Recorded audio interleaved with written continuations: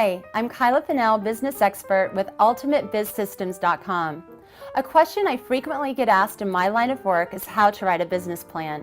So today, I'm going to give you my best advice how to take all of the ideas out of your head and put it on paper. Step number one, take this dream that you have and write it into a one-sentence mission statement.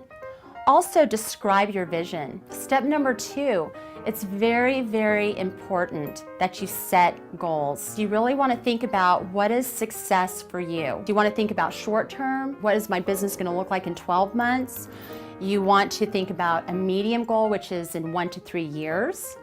And also long term, where do you want your idea or company to be in 3 to 5 years?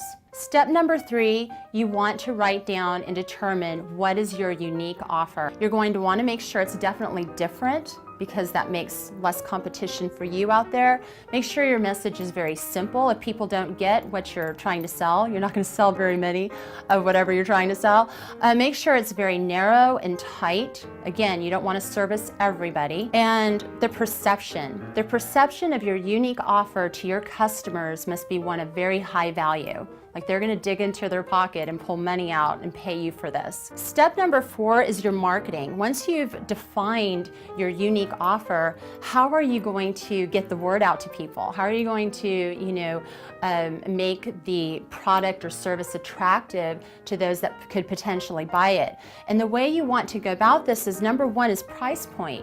There's a certain price that people that are willing to pay for whatever you have to offer. If it's too high, then your business may suffer. If it's too low, then maybe it devalues it. So you really want to think about the price points, do some research on what other people are charging for something similar. The message, what do you want when people think about your product and service? What's the feeling you want them to get? And how are you going to get that word out? Once you finally define what your message is and what you're all about, think about all the multiple ways that you can get the message out to your community and to the world. Step number five is you want to research the demand. This is so important. By studying the competition, maybe you're not as unique as you thought you were. Also, saturation. If you have one cookie that 100 people are wanting, they're all buying for that one cookie, you can charge more for the cookie, right?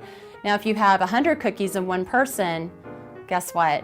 It's saturated with cookies, so I don't think there's not going to be a high value for that cookie. So really make sure that your market share is going to be strong when you enter in and that it's not oversaturated. Step number six is the market. You can research whether the market that you're getting ready to enter into, is it booming?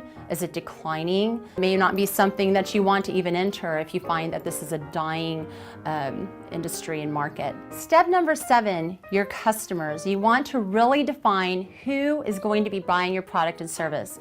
For instance, Harley Davidson, they know that their customer is a 47-year-old accountant. You may be thinking, wow, that is really, really specific. The more focused you can get with who your customer is, guess what?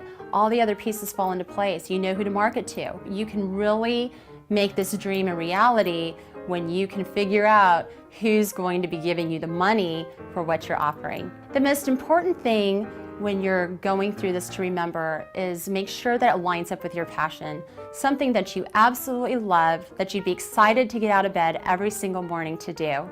I'm Kyla Fennell with UltimateBizSystems.com, and that is how you write a business plan.